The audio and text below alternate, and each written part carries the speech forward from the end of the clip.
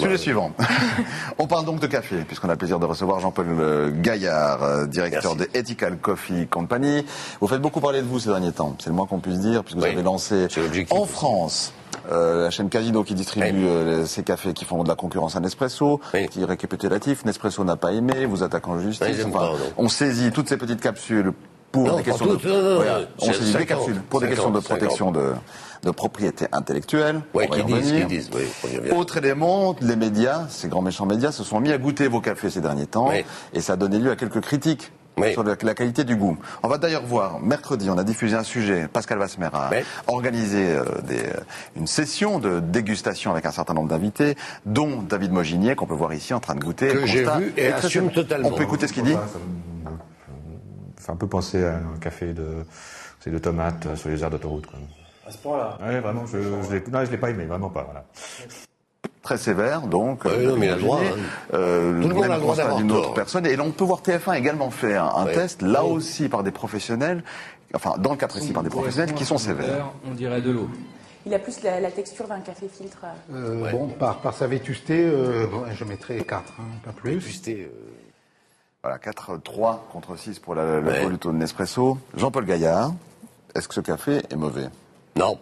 Tout d'abord, juste pour TF1, il y a un truc assez intéressant. Il y a une émission qui était faite qui s'appelait... c'est quoi ? Combien ça coûte ? Oui. Et le journaliste, dont je dirais pas le nom, m'a appelé après en me disant qu'il y a eu des pressions de gros annonceurs. D'accord ? Pour réduire. Ok ? Tout comme dans Capital M6, vous avez vu, il y a une ligne qui marchait pas. Mais en fait, quel annonceur, par exemple ? Qui aurait je ne dirais pas de nom des gros dans l'alimentaire. D'accord ? Quoi, Nestlé ? Je dis pas de nom. Je dis pas de nom, je veux pas qu'on commence à entrer dans... Non, vous avez commencé... Je m'abaisse pas, non mais je m'abaisse pas. Des gros dans l'alimentaire, d'accord, qui sont aussi dans ce genre de café, voilà. Ça, je crois que tout le monde a compris. On a compris que c'était Nespresso, ouais. Non, j'ai pas dit ça. Non, il y en a d'autres aussi, il n'y a pas que... Nestlé n'est pas toujours le méchant. C'est une interview devinette. Mais oui, c'est intéressant. Non, allez-y. Un peu de suspense, comme les matchs de foot. Ouais. Donc voilà. Donc le point d'abord, c'est que, effectivement... Les médias sont souvent sous pression d'annonceurs, c'est nouveau, c'est pas nouveau, je veux dire, voilà.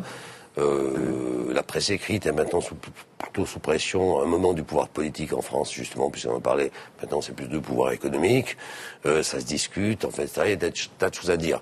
Ce qui est clair, c'est que, tout d'abord, si je reprends le commentaire qu'a fait le journaliste, là... Chez nous, Pascal Vasmer. Voilà, donc... Oui, Monsieur Vasmer, lui, a goûté selon la façon dont on fait normalement un test, et a préféré notre café. Oui, non. Lui, quand il est venu m'interviewer sur autre chose, il a goûté de la façon normale que qu'on va présenter tout à l'heure, d'accord ? Oui. Et lui, il a préféré, mais il a le droit d'avoir tort aussi. C'est vrai qu'il a aimé. Il a aimé. Oui. Il vous a aimé ça, hein ? Oui, il a préféré.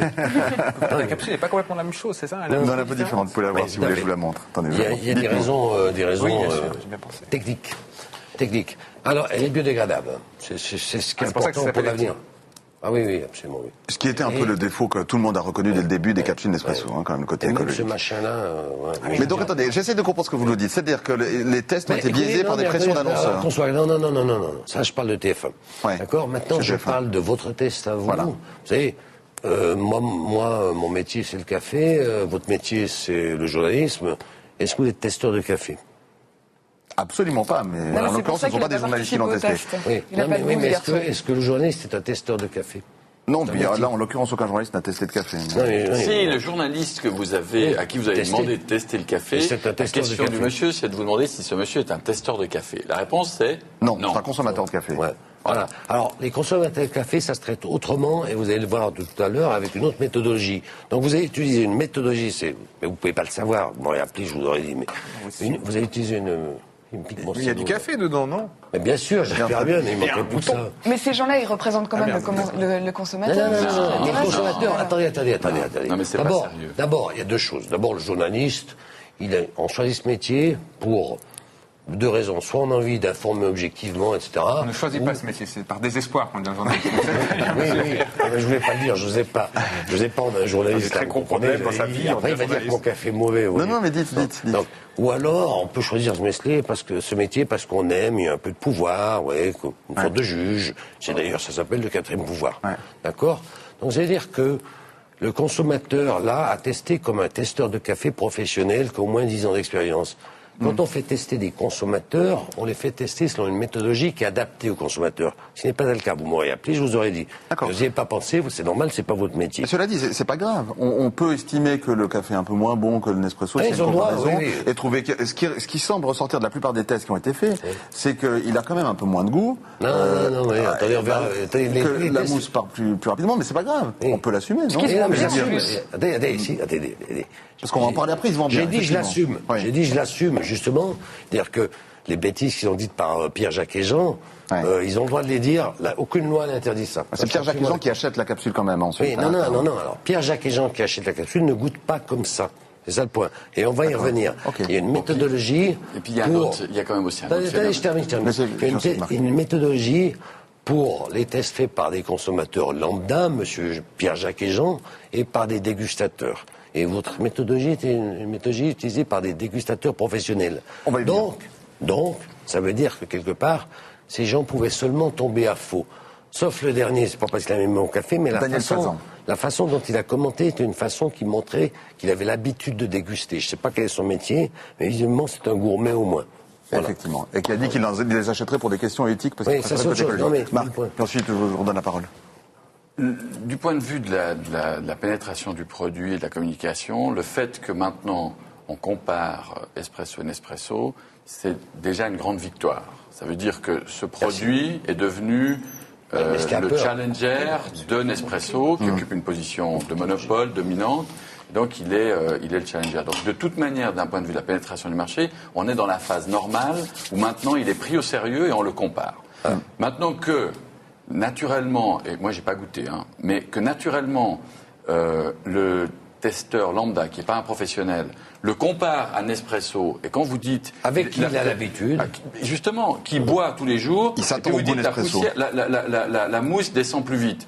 Mais plus vite que quoi? Que Nespresso. Mais en quoi le café Nespresso devrait être le standard? Évidemment, si on le compare à Nespresso, il y aura des différences. Et donc, on ne retrouve pas totalement Nespresso dans ce produit, forcément. Et donc, c'est le choix du point de comparaison. Donc, je ne me fais pas de soucis pour vous. Vous viendrez nous expliquer en quoi, et ce sera la prochaine étape de la pénétration du marché, en quoi les critères ne sont pas valables. Ça ne sert à rien de faire ce genre de comparaison. Je vais rebondir un point sur la mousse, qui est intéressant. J'ai ici une patente, un brevet qui appartient à Nestlé, qui traite des OGM. Dans le café, États-Unis dessus. Oui, absolument, un brevet américain, mais qui appartient à Nestlé, Nestlé. D'accord. Ça rigole pas. Et qui effectivement touche le génome du café, manipulation génétique. Je dis pas qu'il est utilisé dans l'espresso, je ne sais pas. C'est pas détectable en dessous de 2%. Les appareils d'aujourd'hui, peut-être dans 3 ans, 5 ans. Et ce que je sais, c'est que quand j'étais le patron d'Nespresso il y a 15 ans, la mousse n'était pas celle qu'elle est aujourd'hui. Elle était comme en Italie, elle avait un goût différent, elle était plus fine. Aujourd'hui, la mousse Nespresso est étrange, puisque quand vous buvez un espresso et que vous le laissez jusqu'au lendemain matin, vous avez une sorte de mousse qui est restée dans la tasse le lendemain matin. C'est comme si on avait un peu craché ou je sais pas quoi. Elle est étrange, cette mousse. C'est tout ce que je dis. Je dis pas que ce brevet est utilisé, mais il existe. Vous dites peu de choses, mais vous sous-entendez beaucoup de choses. Vous êtes en train de nous dire qu'il y a un risque de cancer ou de dégénération Non. génétique en buvant du Nespresso. Je ne connais pas les effets des OGM. Alors, Peter Brabeck dit, il y a 15 ans qu'on utilise les OGM aux États-Unis et personne n'est tombé malade. Ce qui est vrai. Peut-être que, oui, il le dit, hein. Non, mais ce qui est vrai. Ce qui est vrai. Maintenant, ça veut pas dire Ici, en Europe, on n'aime pas les OGM, mais il y a d'autres endroits du monde. On va pas lancer un débat sur les OGM. Le point, la thalidomide a été utilisée un moment avant qu'on se rende compte qu'elle pose des problèmes. Donc, ok, juste sur les critères pour ensuite passer aux ventes qui sont bonnes. Sur les critères, donc, effectivement, ce qu'a dit monsieur tout à fait juste, la mousse Nespresso est une référence Nespresso et rien d'autre. Si vous allez en Italie, vous trouverez jamais la mousse type Nespresso. Donc vous dites arrêtez de nous comparer avec Nespresso. Comparé avec de l'Italie. D'accord, très bien. Les grilles de comparaison, les critères, vous teniez à nous, quand vous m'avez appelé en fait l'autre jour, parce que pour être franc, on a fait ces tests, vous avez réagi en disant que vous vouliez commenter ces tests, on vous invite, on vous accueille avec plaisir. Vous teniez à nous présenter les grilles de lecture. Moi, on va envoyer un slide, vous disiez un PDF, on peut voir d'ailleurs une représentation. Alors c'est assez théorique, commentez-nous ça parce que je comprends pas tout. Théorique du tout. Alors ça a été fait par l'université de Brescia au tout début du projet. Pour mémoire, l'université de Brescia, où est la caméra? Je regarde où je... Non, vous pouvez regarder moi, puis il faudrait que je montre en plein écran comme le tableau pour qu'on le commente. Donc l'université de Brescia, il faut savoir, en Italie, est l'université sur l'organolepsie du café la plus avancée, 12 professeurs en 2008. Donc on est loin d'être près, c'était il y a 2 ans. D'accord. Et ça veut dire quoi? Et en gros, c'est les caractéristiques. Vous avez dans une couleur, ça s'appelle un profil de goût, ça. D'accord. Et c'est ce que les professionnels font, justement. Donc c'est ce qui a été présenté à vos gens qui auraient dû savoir ce que c'est. D'accord. Donc vous avez en rouge ou rose ECC, nous, et un espresso en vert. Et si on regarde ça, si on est professionnel, on se rend compte que c'est du pari au même. Même si on n'est pas professionnel, si vous me permettez. Moi, quand je vois, je dis, c'est OK, c'est tout la même chose. Quoi. Même quand on n'est pas professionnel. Hein. Mon commentaire, c'est la même chose. C'est pareil. En gros, c'est la même chose. Et ça, c'était en 2008, avant qu'on améliore. Et maintenant, ce que vous allez voir ensuite, c'est un vrai test fait avec des Pierre, Jacques et Jean, des gens de la rue, qui sont à la fois des consommateurs d'espresso et des non-consommateurs d'espresso, par un cabinet qui s'appelle Court Salmon Associates, qui est un des plus reconnus dans le domaine en Europe. Je vous laisse peut-être passer à ça, mais ça, c'est simplement la façon dont les gens qui ont testé ici auraient dû être capables de noter. Et on le disait... Je ne pense pas qu'ils auraient été capables, franchement. Au-delà des tests... Puisque vous-même, vous ne le comprenez pas, oui. Donc, c'est normal, c'est pas votre métier, c'est un métier. Non, mais on peut tous comprendre quand on goûte le vin, il y a deux manières de goûter le vin. Il y a la manière technique, et puis la manière de celui qui a le plaisir du vin. Et puis je dirais, on peut aussi comparer du Bourgogne et du Bordeaux et dire j'aime, j'aime pas. Non, justement, on ne dit pas j'aime, j'aime pas. On goûte le vin technique. Donc, est-ce que ce vin mérite d'avoir été mis dans une bouteille? Est-ce qu'il a été réussi? Est-ce qu'il remplit un certain nombre de critères? Et puis après, quand on veut faire une dégustation d'amateur, de consommateur, on dit j'aime, j'aime pas. Mais on dit jamais j'aime pas quand on fait une dégustation de pro du vin. Et maintenant, on va passer au j'aime pas du consommateur. Versus Nespresso. Voilà. Puis c'est la seule chose qui compte, parce qu'à la fin, c'est ce qui fait que les gens achètent ou pas. Alors justement, on va dire en préambule que d'abord, un bon échantillon, c'est au moins 60 consommateurs. On en a pris 131. Mais au-delà de la qualité, parlons peut-être des chiffres quand même, parce qu'au-delà de la qualité, parce qu'on pourrait passer des heures sur le subjectif, il se vend bien. Donc vos échantillons vendus chez... Enfin, pas vos échantillons, vos capsules. Excusez-moi, lapsus. Capsules vendues chez Casino, sont Jean-Charles Naouri le disait en... Vous payez Malheureusement pas. Malheureusement pas. Vos capsules vendues par Casino donc sont en tête des produits les plus vendus par Casino sur la région parisienne. C'est le produit le plus vendu par Casino. C'est Jean-Charles Naouri qui le dit. Mais aussi parce que Nestlé en a acheté des dizaines et des dizaines de capsules. C'est ça le premier choix. 2000, non, arrêtez, on en a vendu beaucoup. Beau succès, ça, quand même, pour vous. Oui, c'est superbe. Non, c'est une rotation. On a les benchmarks de rotation dans le métier sont la bouteille de Coca-Cola 1,5 litre et le pot de Nutella 750 grammes. D'accord? En général, dans l'épicerie, d'accord? Et on est plus haut que il représente 100%, on est plus haut que. Si on compare aux dosettes de café les plus vendues, qui sont celles assimilées à SNCO, ils sont fait 40 milliards par année, contre 5-6 milliards pour Nespresso, c'est les dosettes les plus vendues au monde. D'accord? On tourne à 5 fois plus vite qu'eux. Donc ça veut dire que Naouri est content, Jean-Charles Naouri est content. Il va l'étendre à tout le territoire français. Mais bien sûr, c'est une question ça se vend tellement vite à Paris qu'on n'arrive pas, pour le moment, à étendre. On attend des nouvelles capacités de production. On va réussir une super levée de fonds, notamment avec la famille Benetton, qui boit que notre café, qui a switché, qui a arrêté avec Nespresso. Et ils sont italiens, ils connaissent. Pourquoi ça ne se vend pas en Suisse, ça? Pourquoi vous ne livrez pas en Suisse? Parce que pour le moment, la capacité de production permet... N'oubliez pas que Nespresso s'est fait en 22 ans. D'accord? Nous, on arrive là sur un marché qui est fait. Donc, c'est-à-dire qu'il faut faire un gear-up, une mise en place de production pour arriver à 5-6 milliards par année. Et tout ça, ça nous prendra 3 ans. Donc, on le fait pays par pays, région par région, pour pas créer de rupture de stock. Un autre concurrent dont on parle, l'or, a eu ce problème en France, on en sent toute la France sans avoir la capacité, et on voyait partout, les gens se plaignaient, on n'en trouve pas, etc. Moi, je veux éviter ça, en accord avec Casino, Jean-Charles Naouri, on ouvre graduellement en fonction de la capacité à réassortir. Parce qu'on ne veut pas les magasins qui sont vides le matin, ça arrive souvent, ils sont dévalisés le matin, c'est le seul produit qui est livré 2 fois par jour. Et c'est un beau succès dont on vous félicite, un beau démarrage. Et on vous en félicite. C'est moins cher. 25 centimes d'euros. Contre 33, 35 en moyenne pour Nespresso, il y en a même à 37, enfin, etc. Donc on arrive, je vous ai expliqué la dernière fois ici, le modèle est très simple. On a un modèle dont le coût de distribution est très bas, on achète du café qui est 30% plus cher, et on le vend 25% moins cher par des économies sur les coûts de distribution, et puis il n'y a pas de clownie, il n'y a pas de magazine, il n'y a pas de boutique, etc. On pense que ça reste du café. C'est moi qui ai créé ce modèle, mais c'est à l'époque où les gens, la gloire était de rouler en Porsche Cayenne noire. Le temps a changé. Oui. Aujourd'hui, c'est plutôt une Smart, une Audi A5 blanche pour les banquiers genevois. Donc, je reviens. Ça, c'est l'ère du temps. C'est le produit des 25 ou 50 prochaines années.